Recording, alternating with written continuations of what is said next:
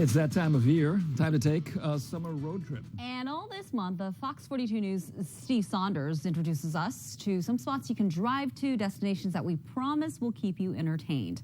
We're calling it road trippin', and for this one, Steve takes us to a town that is packed to the border with stuff to do.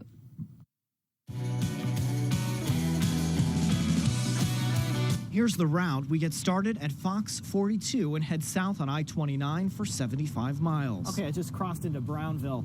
This place, I'm told, is an entire town of tourist attractions, including museums, playhouses, music venues, you name it. Our first stop is an old church. It was converted into a folk art museum. I found that in a flea market in Lincoln. George Newbert has run museums for 40 years. Late in his career, he got interested in folk art, and his collection spans generations and is from all over the country.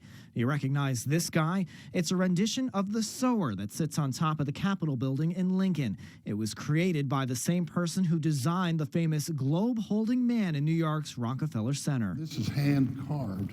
At our next stop, I met with Jan Chisholm Wright of the Brownville Fine Arts Association. It's a historic schoolhouse that we moved here. Now it holds art shows, 5 of them, summer through fall. Wright then took me to a cemetery. Here lies Governor of Nebraska, Robert Wilkinson Furness, and his wife. Next on the list is a winery. Ron Haskett owns Whiskey Rum Creek Vineyard. We raise back all the grapes ourselves. We've got about 4,000 vines out at our place now. And quite the collection of wine. Not far from the winery is Brownville Village Theater. We're in our 52nd season this year, and myself and my fiance have just taken over, and we're very happy and excited to be taking over something with such a long tradition. Next stop, the town's very own floating bed and breakfast. Just a nice place to relax and enjoy the Missouri River. The rooms are right on the water, appropriately named River Inn. My next stop, the Brownville Concert Hall. It's cabaret seating and with cash bar and, wonderful little tables and candles. For more information about our stops in Brownville and to download a map of the road trip, go to fox42kptm.com. Steve Saunders, Fox 42 News.